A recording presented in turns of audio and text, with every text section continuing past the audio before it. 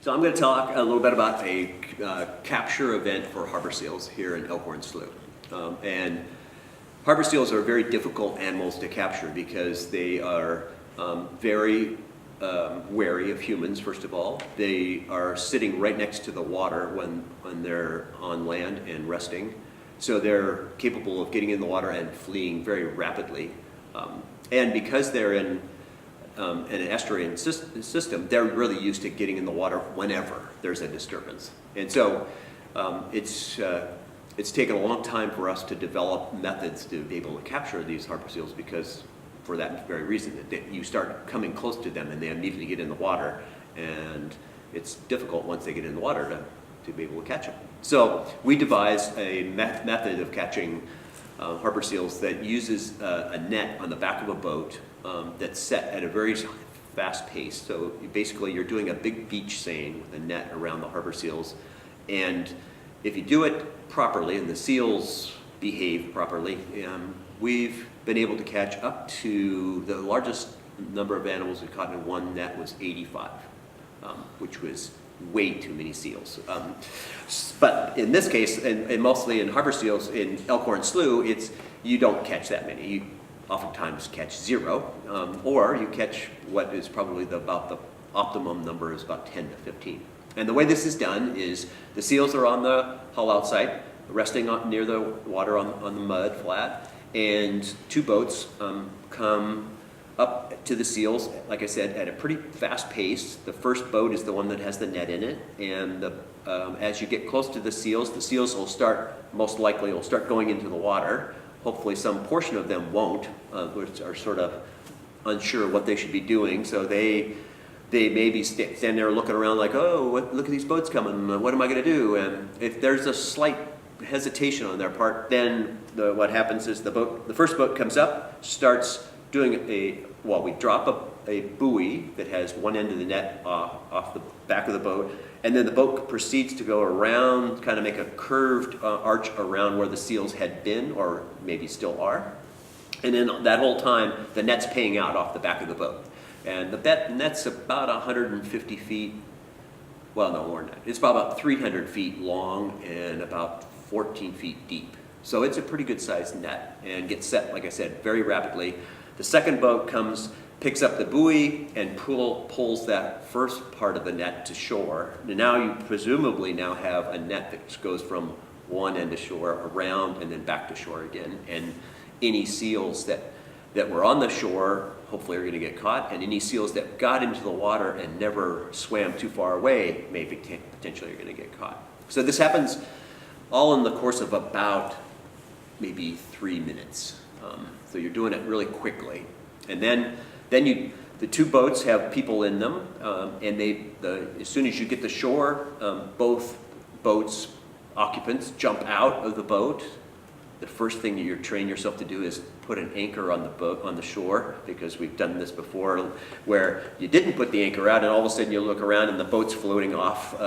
So you learn really quickly that somebody throws the anchor onto shore. You now have both boats on shore. The people jump out of their boat and grab the net, and now you start pulling it to shore. And what's supposed to happen is the seals that are in the water now swimming around trying to find their way out, you need to get the net to shore pretty rapidly, because if you don't, the seals finally, sometimes, not all the time, but start to figure out that there's no escape. They can go up on shore, but they can't get past this net that's in the water. And so the smart seals will start thinking about it and just jump over the net, the surface part of the net. So that's why you want to get it to shore really quickly, so you don't give them a lot of time to think it through. If you do it properly, the net gets pulled to shore, and now you've got a series of seals, like I said, optimum would be 10 to 15 seals in this net. And they're in the bag of the net. So you're pulling both the top of the net that has the floats on it and the lead line that's the heavy part of the net. You're pulling these 2 in together, and there's this big bag of a net that has the seals in. So as you pull this to shore, you now have this bag of seals, basically, that you're pulling to shore. And that's why you can't do this like with 1 or 2 people. You have to do it with a large group. And we typically have about 12 to 14 people that are helping with this to pull this bag of seals to shore. And now the hard part comes. That part's relatively easy, but once you've got this seal in the bag in front of you, especially if it's in mud, it's very difficult to walk in that space, let alone do any kind of work. And so the way we have to do this is you have to open up the top part of the net. Somebody has to go into the net where the seals are all going like this and biting at you and barking at you, well, screaming at you. And then you have to grab their rear flippers and you pull them partially out of the net, and then somebody throws another net that we have that are individual, we call them hoop nets, that are about 8 feet long, and they're a cone-shaped net with a rubber around the outside of the ring. So you can have this opening that you flip up in front of the seal, pull the net over the seal, or oftentimes we just let go of the flippers and the seal will want to go forward back to the water, and in so doing it gets into this net. And then we twist it to put them in a bag, and then you pull the seal out of that net and back up onto shore. And then you grab the next one, and you keep doing that over and over until you get all of the seals out of the bag net and into their own individual bags. The hard part is that, as you might imagine, is going in, there's a whole bunch of seals that are free inside the bag, and you have to be able to grab the net, or grab the flippers and not get bit. And oftentimes some of these animals the big males are up to 250 pounds, 260 pounds, so you're sort of fighting a linebacker in the mud is the way it feels like. And you oftentimes can't move sometimes. You'll get stuck. So you now have a seal that's turned and is coming towards you, and you can't move because your feet are in the mud. And so you just fall backward. Sometimes we'll throw a bag in front of you, one of our capture nets in front of it, or somehow to try to keep the seal from biting different people, which most of the time we're pretty good at not getting bit, but every once in a while somebody gets bit by a seal. It's not a pleasant thing, because seals, the way they catch their food is especially large fish, is they grab their fish and then they go like this, shake their head to tear it. And they do the same thing with your hand or your arm or anything else, is they'll grab you like this and then start shaking. And so before we go capturing seals, those people who are handling the seals, I just tell them, which is sort of non-intuitive, that if you get bit, relax. Because if you hold your arm stiff and they grab it and start shaking, they're just going to rip your skin. So if you relax, you'll go with them, and it'll be less painful and a lot less damage.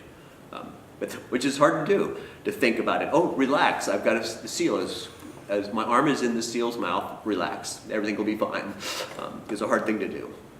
But I've trained myself, and so a lot of the other people who've done it have gotten pretty good at when they do get bit to just relax, and at some point the seal will let go of your arm or your hand. So once now you have them in their individual bags, then we oftentimes will transport them to some place that's a little more stable ground and use that to go about tagging them. And it involves weighing them, putting a little tag in their flippers that identifies them individually. We oftentimes will put a radio tag on them. And the way we do that is basically glue it to their hair. My good colleague and friend Robin Brown at Oregon Department of Fish and Wildlife and I were the ones that pioneered that in the world of gluing tags to seals and sea lions, which is now done everywhere, but we were the first ones to do that with seals in Oregon. And it works out really well because you can glue the tag to the hair. If you do it well and the seal's in good shape, that'll carry that tag for about 8 to 9 months, maybe a little longer, and then it molts and the hair falls off and the tag falls off. So basically it gets rid of the tag after about a year, and most of our radio tags last about a year. So it worked out really well. The seals don't have to carry this thing around after the tag stops working. But nowadays, that's what the traditional way of doing this now is. Standard way of tagging elephant seals to sea lions or whatever is to glue things onto their hair. And we did that early on, learned how to do it. then told the rest of the world how to do it, and everybody else has been doing it since then.